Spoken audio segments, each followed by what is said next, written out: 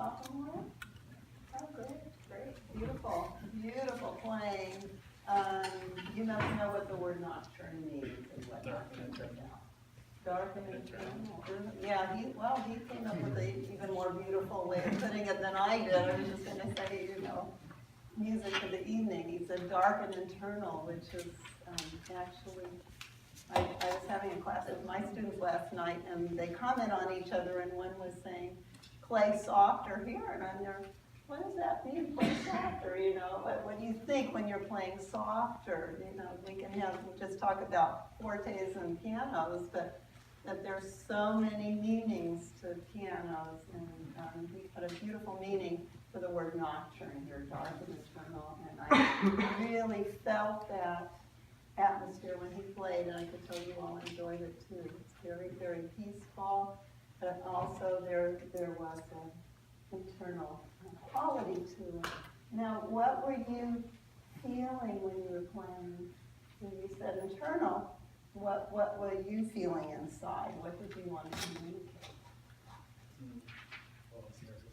You want to communicate that? The thing is, we're all nervous. That happens all the time. So were you thinking more about how nervous you were? No, I heard this piece the first time from a movie, The Pianist. So I think of the story about the Germans and the Polish in the war. Oh, great. I didn't see that movie. So were you the pianist in your feelings? I try to put myself in the shoes. Try to put yourself in the shoes and you were feeling that sentence. Well, beautiful. You got a beautiful sense of balance between your left and right hand. So that was very beautiful. The left hand was rocking, as they say in Chopin's music. The accompaniment is like the tree, the trunk of the tree, and the melody is moving and the wind a little bit. It's a little more flexible. I do want to say that you're very, very conscious of the rhythm being very steady, which does something to make it calm, which is really, really nice. But I think, Chopin's music, you want to look at each piece you play, and you want to look and see if it's primarily rhythmic or primarily lyrical. Is there a difference between the two, you think? You don't know the difference. If you're primarily lyrical, do you also want to be very exacting in your rhythm? There is a mesmerizing quality of this left hand, true. But at the same time, what we say about singers is they can't sing in time. They do what they want. They have freedom is something very important to them. And sometimes it sounds a little bit more personal if you're not in the straitjacket of rhythm. So, do you sing this melody yourself, actually, vocally? Sometimes. When I can't play correctly. Well, that's good. That's very good. But maybe even when you can't play it correctly, maybe you could try singing with it and see if you really want to be exactly on, every eighth note beat. That gives it a rhythmic quality. It might even be more calm. Let me see if I can play this a little bit. Might even be more calm if you get us out of the feeling that there is a beat you have to capture at the eighth note. So, even in the beginning.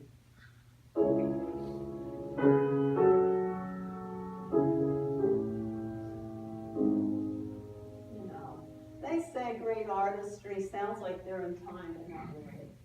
Did you feel a little bit of flexibility in there? It wasn't.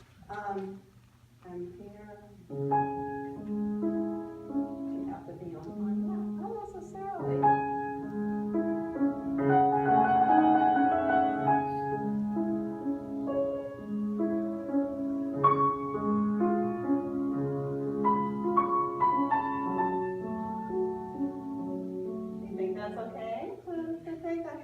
I think, in a way, it's easier to feel the line if you have a little bit of flexibility. And then when you're playing, are you listening in between the notes? are you thinking about being here? Yeah, right. Think about just the calmness of sticking with that long note. You just get them listening to that. If you're even here, you get them feeling a little bit of rhythm, even if you don't want to, even if you're the most legato player in the world and the most smooth player in the world, and their subconscious is going to be. That makes sense. So this, we're more aware of a line and a phrase.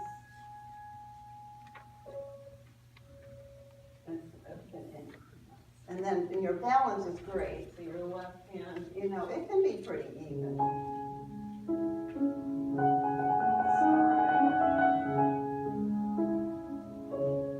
And this is what distinguishes classical music from other music, I think. Not entirely, you have other music with phrasing and line, of course. But the focus on the line is very, very classical oriented. You know, jazz is very, very different. Jazz is wonderful. I love jazz. But I've taught some jazz pianists, and they have to learn the beauty of just feeling this line that is never ending. And even this opening, we have rest here. There's this rest. You know, and does that keep you from feeling the line? Not really, because if you were singing it, I think, is that me? I'm not used to wearing anything that I did. If you're singing, that's not the microphone. If you're singing, you're thinking, what am I thinking when I play this? Wouldn't it be nice to just have no rest?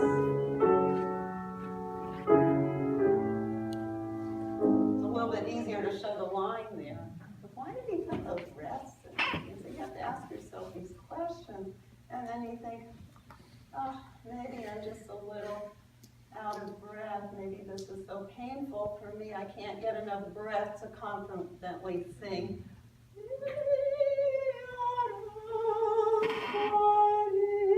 I might feel too confident and beautiful. I'm feeling sensitive and delicate inside. I'm sure that movie would, I haven't seen it, but I knew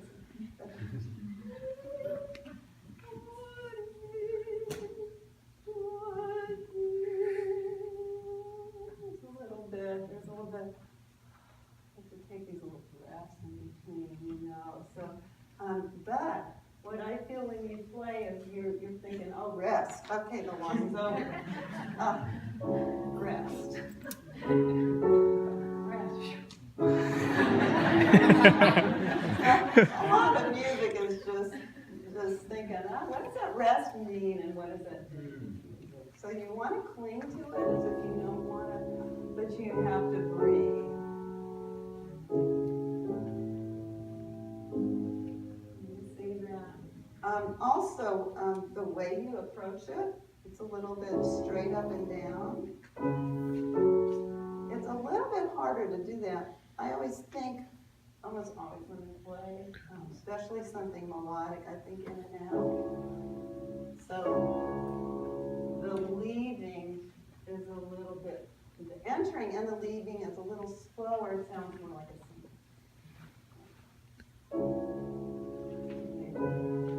And then feel to the tension. Okay. If you feel that in and out approach is easier actually to show the line, because then we're more likely to think through the note than if we go straight down. Then we feel the beginning of the note. This is what we feel. Rude.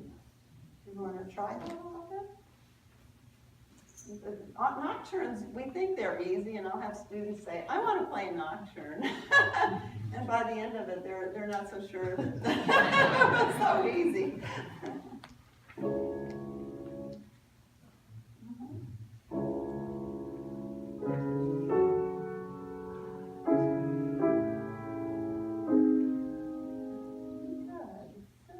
Good. And you even want to be aware. foot still on there. Oh, yeah. Your foot does leave along with your hands slowly. Yeah. I know, I've had people say to me, or to my students or something, they'll play something, they'll leave, and the foot will still be down there, and they'll think, what's so unnatural about this? The piano continues to play. So, yeah, very nice. There is, a lot of music, I was talking about the rhythmic and the melodic aspect. The rhythmic aspect is related to, the melodic aspect was related to our original instrument, which was the voice, exactly. And what about the rhythmic aspect? What's that related to? So music's either a song or a dance, we could say. A dance. Is there any part of this piece that feels more like a dance than a song?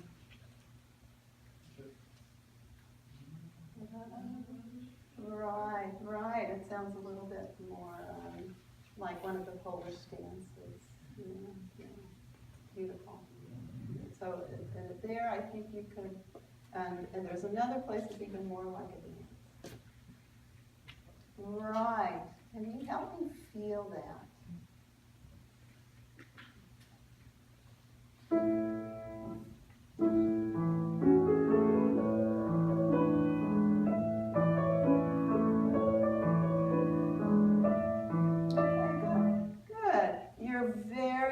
You're very good with the rhythm.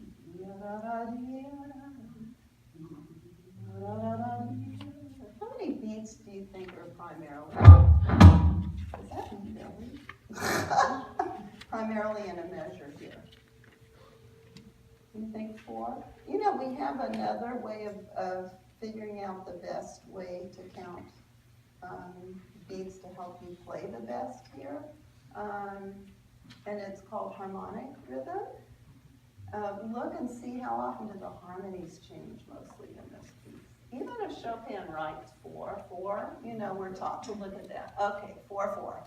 But then we don't really have to think that way. I think it's easier to think harmonically. So how often does he change harmonies?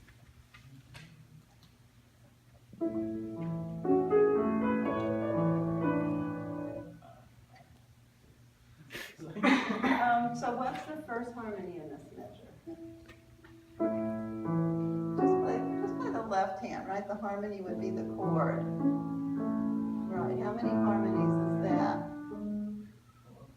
4. Show me the 4 different harmonies. Is that's 1, right, okay, right. So how many harmonies? Just 2 beats per measure. And you know what that means? You can be free. If you're thinking 1, 2, you can think instead of this way, we see conductors doing this, and we think beats this way, or this way. You can think big circles. 1, 2. And what does that do? It gives you freedom in between.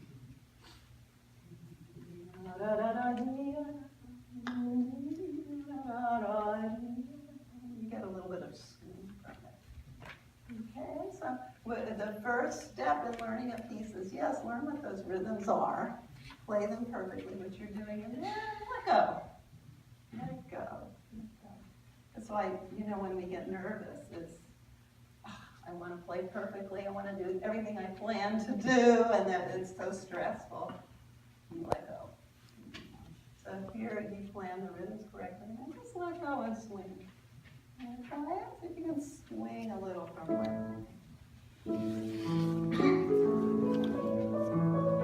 Okay, good. One thing that can help you swing, music doesn't make it easy for us. We go 1, okay, let's say there's 2 beats in this measure, right? We decided, even though Chopin wrote 4/4, we're going to do 2/2. You think 1 and 2 and then you get a bar line. So everything's telling you to think away from the beat and not think towards the next beat, right? Forget it. Just don't pay any attention. That's just a way we've devised to put it on paper. Take the ends and think of them as leading to the next beat. And then think of the whole after the first beat of each measure, the whole measure leading to the first beat of the next measure, or maybe leading to the first beat of 2 measures later. When she goes, okay, think of a little bit leading to the second beat. Don't worry about, the metronome doesn't help in this case. Did you practice with the metronome? Yeah. You know, it's a good marker thing. It's good to get a sense of what you're doing wrong, perhaps, you know, and then put it away. Yeah, I think at this point, don't ever use it again. For this piece. Okay? And you might have a piece that's primarily rhythmic, in which case you want to use it a lot. Okay? Yeah, but think, can you kind of use your body just for now? You don't need to act like Liberace here. But use your body to swing to the second beat. Can you swing to the right?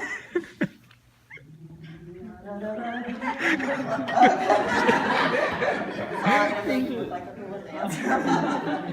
Okay, so feel yourself swinging into that. And one other thing to think about, even that in the left hand is the end. And that leads to that. Which is kind of not what we're thinking, because that's the harmony. But when you think about movement in music, you want to take all those notes and let them move. Into there. Okay? All right.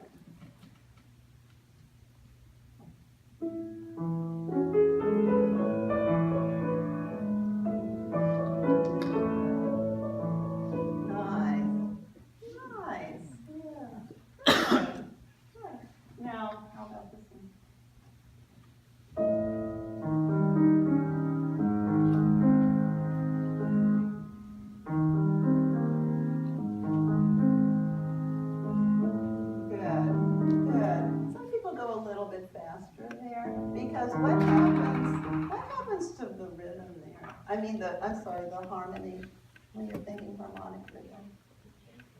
How often does the harmony change?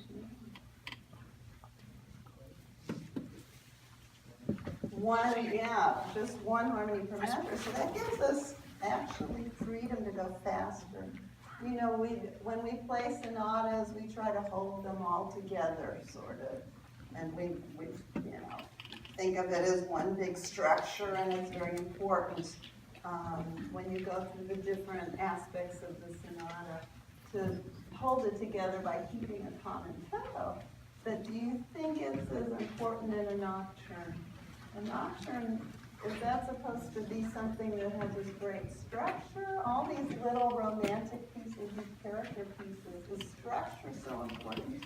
I used to wonder what a structure means. You know, it's hard.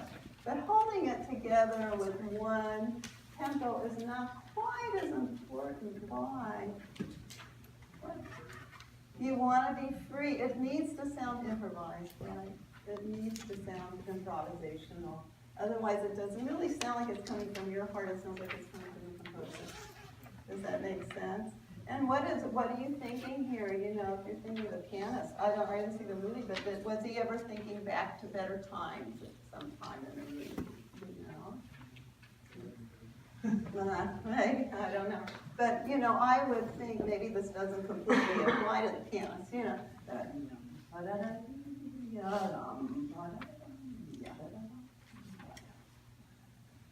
Just sort of dreaming of better times in the past.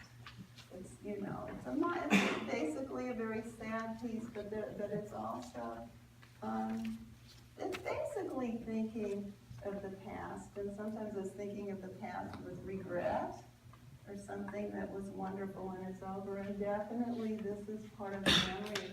Really, you know, even when something bad happens, somebody close to you dies or something, you still sometimes think of the good times, and you're not, you know, sometimes you think of them with pleasure. You know, I think this might be one of those places. It's in nature, it's a nature piece. Different feeling. So do think in terms of taking different parts of this piece and relating it to your personal experience and thinking of what you want to express there and letting go of now that metronome. I think that would be good. You know, the most important thing in playing this piece is communicating your personal desires and your personal feelings.